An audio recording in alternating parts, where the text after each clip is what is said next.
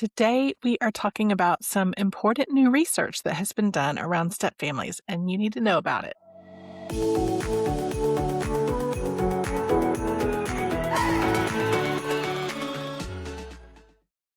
Welcome, welcome. Today, I am talking to someone I've had at the Stepmom Summit as a speaker in years past, and she may be coming back this year, although I haven't announced the speakers yet.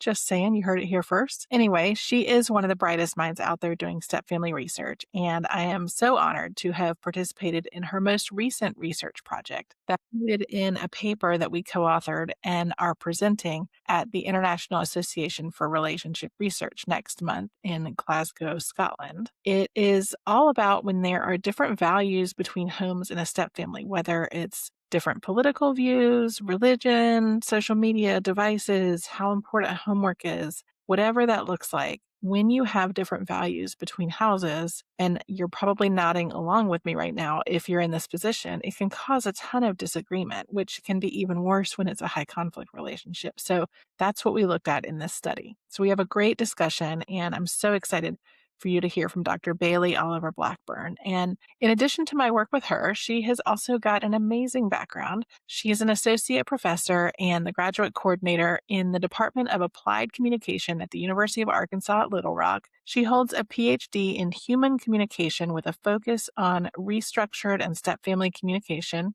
She's a published researcher in the fields of conflict transformation and family resilience, and she's been featured on multiple podcasts and media outlets, including NPR. She is also a certified group facilitator and has worked with dozens of nonprofit, government, and for-profit organizations on improving their conflict management, emotional intelligence, and leadership skills. So let's dive right in with Bailey Oliver Blackburn.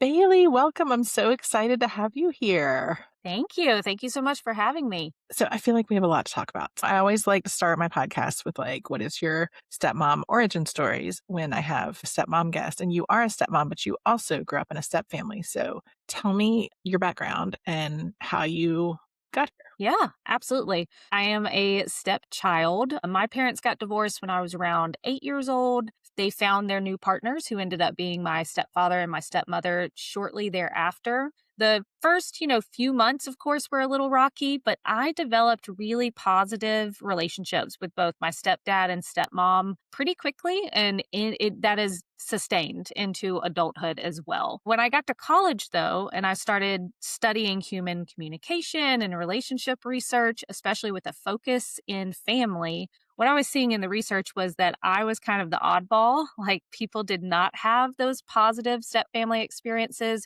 or they weren't being highlighted in the research. So that kind of is where my interest came from in studying a step family specifically. It was this combination of I have an interest in human communication and studying that. And through that, I realized that the research on human communication within step families says these should be challenging, these should be inherently negative. And that wasn't my experience. So Yeah. I kind of wanted to figure out why that wasn't the case. And that led me to what I and other people in my field called a conflict resilience scholar, which is basically saying I look to the challenges, I look to the dark side to determine kind of best responses and ways through. And I apply that in step families. And I think that's really important and kind of newer in kind of the overall study and discipline of step families because they've mostly been studied for their deficiencies and negativity. I So was just going I'm to a say, stepmom now too, which helps. yes. Yeah, you got an additional, insight into this when you became a stepmom. But I was just going to say, I love that you and some of the other folks that we know are really focusing on these issues through a strengths-based lens versus through a deficiency lens. Because I think that that's how, it had been up until, I don't know, like the last 10 or 15 years, maybe. Like, I feel like it's been for recently that it's sort of transitioned. And I think becoming a stepmom helped me emphasize this a little bit more because, I mean, as the people in your organization and people you talk to all the time, especially stepmoms, they are constantly wanting additional help, wanting Yeah. additional insight, wanting additional information. And for the longest time, the research said, oh, it's going to be difficult. Here are the challenges, and didn't really Mhm. tell you, okay, here's the next step. So Yeah. I became a stepmom to a 6 year old, years back, 7, 8 years ago. And so that kind of continued this passion of, I want to study step families, but not just for their deficiencies. I want to study for their resilience and their positive outcomes as well. Well, you're doing some great work, and we're gonna talk about that. But I'm curious, because I've known you for a while now, in when you became a stepmom and, you've been working in this space and you grew up in a step family, like, what from a research perspective, what are some things that your step parents did really well that you decided to kind of carry into your role? Yeah, so I will tell you they were not out of the ordinary, like crazy things. They were everyday, mundane things that when you look back, especially as you get into adulthood and you're kind of reflecting on this home life that you just left, or like me, when you transition into that role that they were serving as like a stepmom, these are kind of just like everyday things. For example, my stepmom, who was quite younger than my dad. And I've joked about this before, but my sister and I blame the Lindsay Lohan version of Parent Trap coming out around the same time we had, a stepmom. But we were quite cold to her, Yeah, sometimes mean to her in the first few months because we thought that that's what we needed to do. That like we should immediately kind of say, this is something that we need to argue against. It's a change. Therefore, that must mean that it's bad. But she continuously tried to meet us where we were, which was she needed to be our friend. She needed to at least be seen as someone that we could trust, that we yeah, could talk to. And she spent a lot of time talking or just spending time with us, talking yeah, about interest, talking about things we had in common. She was really the first person that we could talk to in a parental way about boys, about sex, about things that, you don't want to come to your mom or your dad about.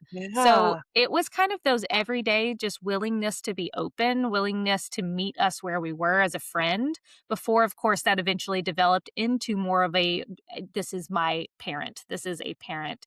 And my stepdad did that really well, it through his actions more so. So being at every volleyball game, making sure uh-huh, everyone knew that his daughter, even though it was his stepdaughter, were on these sports, talking about me to people in the community and about, my sister. So it was those everyday kind of communication actions, some more through dialogue, like my stepmom, others through actions that my stepdad did that made me first see them as a supporter who I can talk to, as a friend. And then eventually that developed into, okay, this is my protector. This is my parent. This is my guide as well. So, not anything out of, left field that takes extraordinary effort. It was more so those everyday communication cues. but that's exactly what we now know. I mean, that now the research is there that bears out that those are the things that matter, right? Is that you Yeah. can kind of establish that bond with the stepchild and be a safe place for them that is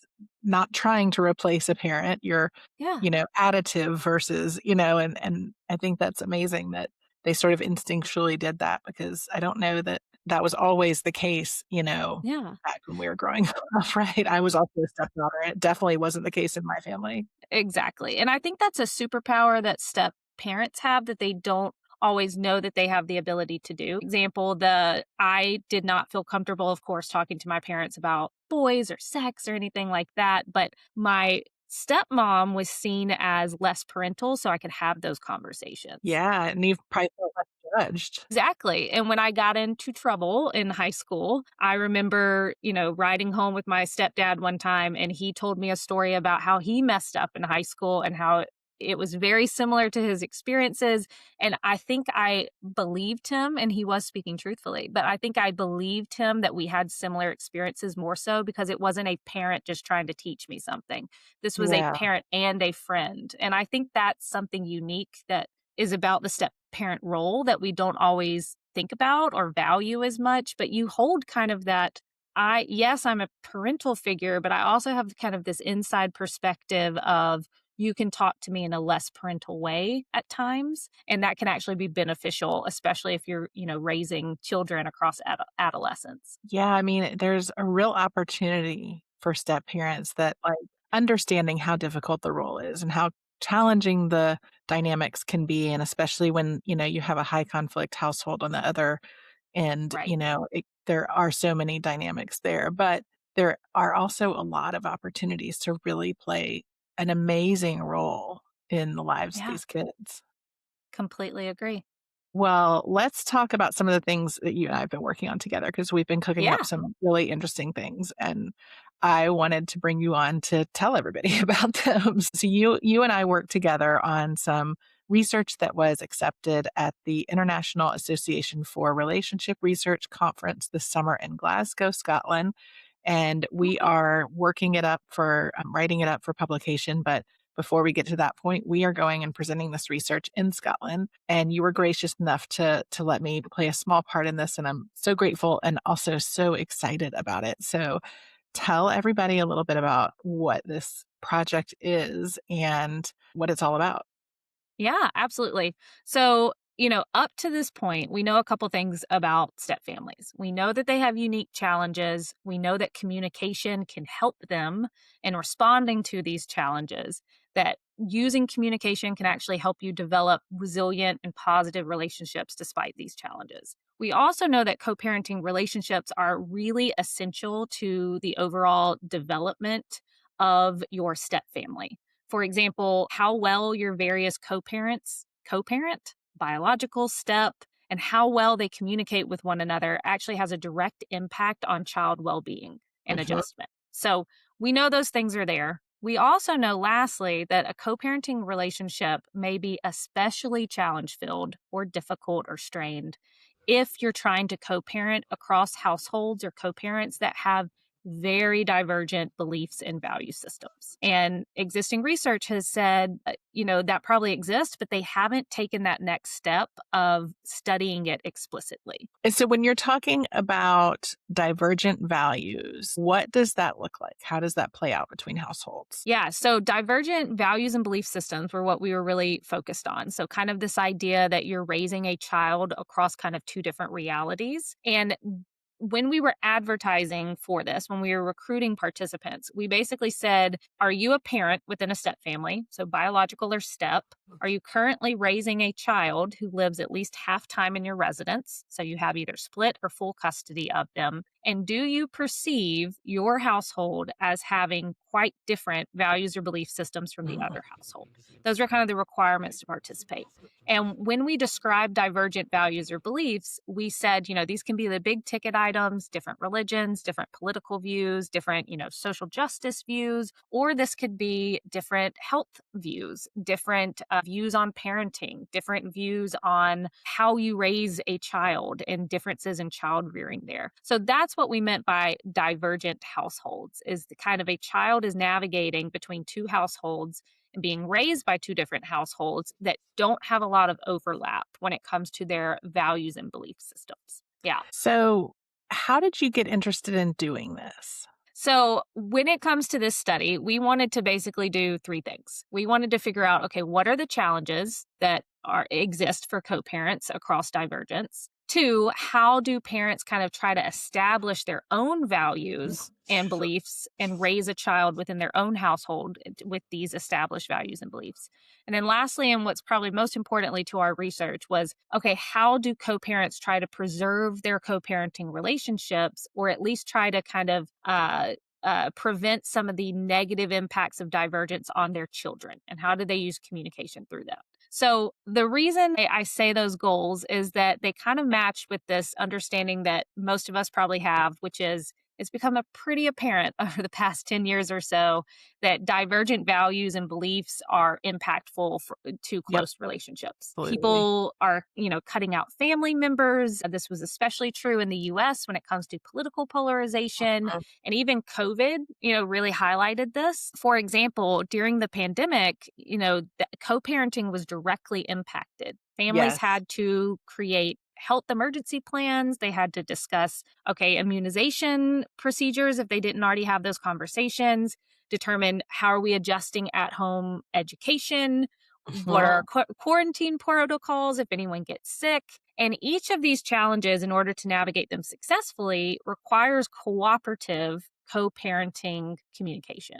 And we already know from research that that communication is more strained or experiences more challenges because it's a step family having to navigate these challenges. And some scholars even speculated, but didn't explicitly study, that those co parenting challenges probably increased familial stress related to the pandemic. So that Yeah. was kind of where the interest came from, is kind of this combination of polarization and the pandemic have kind of highlighted the impact that a divergence in beliefs and values has on how a household communicates. And therefore, what's the impact that has on raising a child who's having to Yeah. navigate between those two different realities? And it's something just as a coach that I see all the time with my Yeah. clients. I mean, it is so hard when, especially in the high conflict situations, which we'll talk about in a minute, but like when you have a household that say, really believes strongly in vaccine, talking about COVID, really believes strongly in vaccinations, and then the other household doesn't, or, religious. I mean, I've seen it a lot in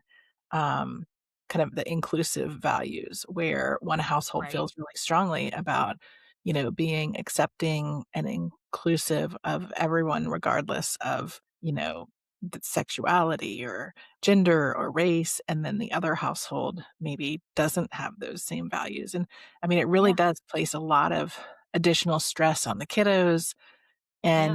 and on the adults trying to navigate it too. We already know in the research that one of like two of the biggest challenges for a child is loyalty binds. So, trying to be loyal to this household and this parent versus this household and this parent, not wanting to feel caught between those two Yeah. experiences, and also just purely being confused about what their own values and beliefs should be because they're hearing these two different things from their two most trusted, parents, biological parents or four step parents. So this was just kind of we know the research was leading here, but research hasn't explicitly studied, okay, that there are divergent beliefs and values. How is that additionally impacting your communication Right. and therefore your child's well being? I know when we were going through the research and working through this together, you and I both were struck with a couple of things that surprised us. What was the biggest thing for you that surprised you when we were going through? Yeah. So, given what kind of led me to be interested in this study, I think I assumed that political and religious differences were going to be the most common challenges. Because our first goal was,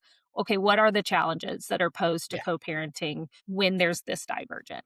And these, of course, were present. People talked about exactly what you were just referencing, like religious differences, political differences, differences Mhm. in acceptance and divergence. And we also had those diversity, but we also had those, divergent views on health. But Mhm. mostly the challenges in raising a child across these divergent values and beliefs had to do with how these values underline everyday routines, household rules, overall expectations for their child. For example, the two most common challenges were, one, instilling character values. And this wasn't just character values associated with religion and politics and, openness to people of difference. It was also, we have different academic standards. We Mhm. have different views on materialism and consumerism. You don't Mhm. have to have the Gucci belt versus the other house that values that, right? Yeah. Or one that I know I relate to as a parent is different philosophies about rest versus productivity. Are we Mhm. going to book the child out with a million things, or do we value having, more restful afternoons and things like that? And this divergence was less impactful on, I have this religion, I have this political belief, and the household has something different. It was more so how their values and beliefs underlined those expectations around schooling, around rest, around like what you wear in your fashion. And that also connected, of course, to the rules you have within your household as well, right? So, what are your bedtime routines? That's different across the households. And so that causes some challenges. Technology use. Can they use, an iPad? What's their access to technology over one house versus the other? Supervision. Do you have to have a chaperone? Do you not? Or Yeah. even disciplinary standards on like, here we are upholding this kind of discipline. So I think that was one of the biggest shocks that I had, is that I assumed, because of the presence of political polarization and religious angst amongst, especially US citizens that we see in the news, that that was going to be the number one kind of challenge. challenge, but more so it was this undercurrent of how beliefs and values impact everyday parenting, the Yeah. routines, the expectations for what they value. And so I think that was one of the biggest takeaways that I took. Yeah, absolutely. I thought it was interesting also, one of the things that I took away was the level at which conflict played into it. And I mean, we had a number of families that you interviewed that were experiencing that high conflict dynamic. And I think that was something, and that was going to be my next question is what kind of research do you think this leads to next? And what should, what's the next step? But I think you and I both have talked about the need for maybe more research around the high conflict Yeah. dynamic and these Yeah. different values.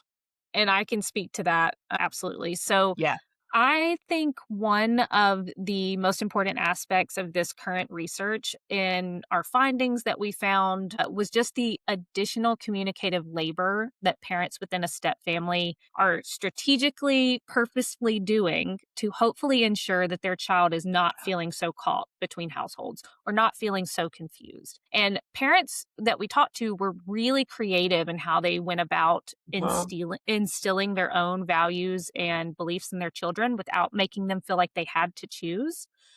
For example, one of the most common value based parental communication practices was simply open discussion. But parents were really strategic in I want to open up dialogue. I want to discuss as a household our values and beliefs without saying, hey, sit down. We're going to talk about our values and right, beliefs. They had value based conversations. They played games. They did family value setting exercises. They, had structured activities like conversation cards to prompt these conversations or just everyday conversations at the dinner table about what happened today?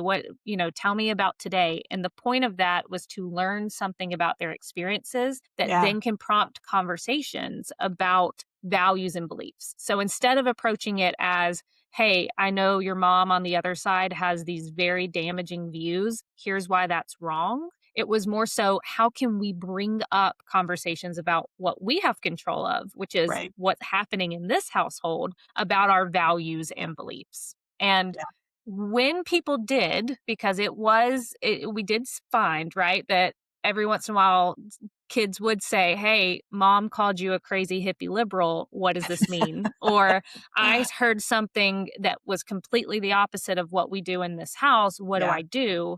They oftentimes used a practice that we titled as redirection, which was they redirected that attack on them, their household or their values back to what they value right, instead of attacking the other parent or the other household. So if that kid did come up and said, hey, mom says that you're a crazy hippie liberal, the response wasn't, well, your mom's wrong, here's why. It was more so, well, when you hear that phrase, like what comes to mind? Or some people might think that here's why we value what we value.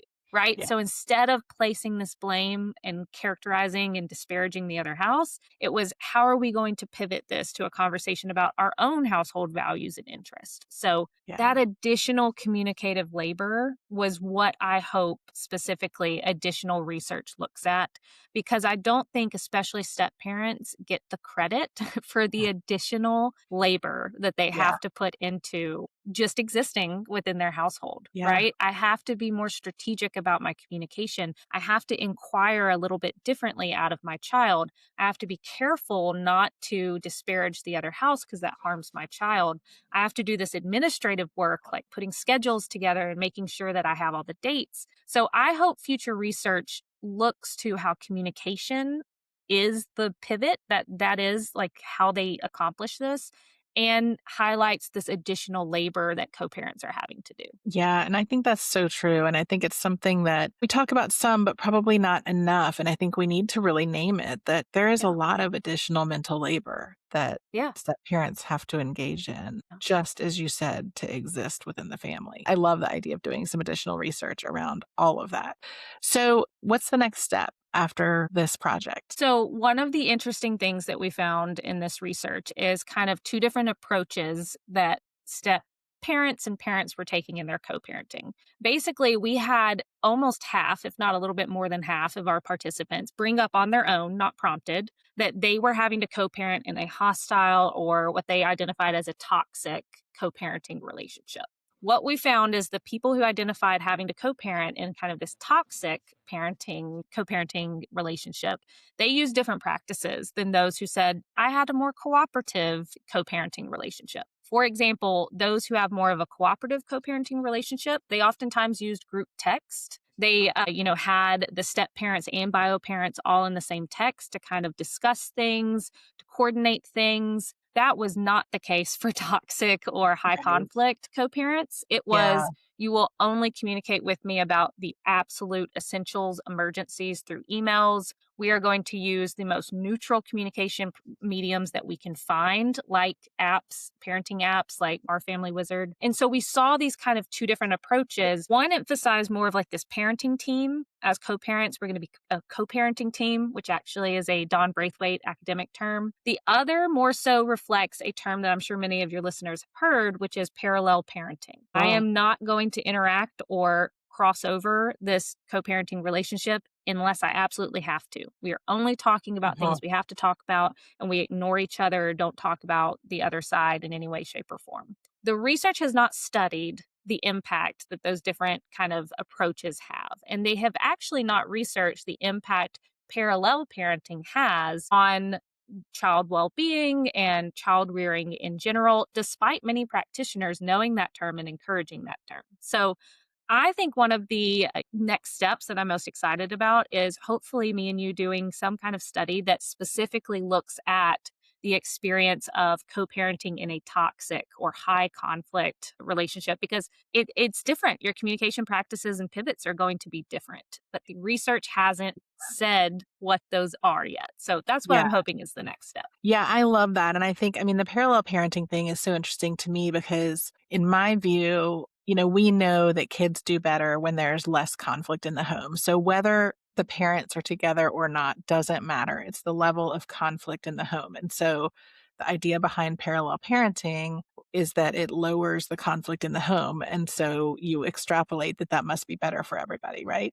And I think Right. that's probably true, but I think getting some research around that Yeah. would be really great. So Or I even am research on identifying what exactly is a high conflict or toxic yes. co-parenting Yeah. relationship because the research hasn't even really defined what that is or what that looks like. Yeah. So I think it's essential. Yeah, and I think we throw around a lot of terms that, I think getting some actual information behind and some research and evidence-based information would be really really useful for step families, but also for all of us that work with step families, clinicians, coaches, whatever. I think that, being able to know that what we're providing them is the right way to do it, I think is Yeah. really will be really helpful. This is so great. And we are going to have a lot more of these conversations, including the Stepmom Summit. And after we get back from Scotland, we'll Whoop, be whoop. looking at some other places and ways to talk about all this because it is really important. I thank you so much, Bailey, for joining me. Where can everybody find you? Yeah. So you can find me on my website. It is baileyoliverblackburn.com. You can also reach out to me via email at baileyoliver@gmail.com. And if you have any questions about the UA Little Rock Department of Applied Communication, you can find us at ualr.edu/appliedcomm. Amazing. And we're going to put all your links in the show notes. But Bailey, thank you so much. I really appreciate it. This was amazing as always. Thanks for having me.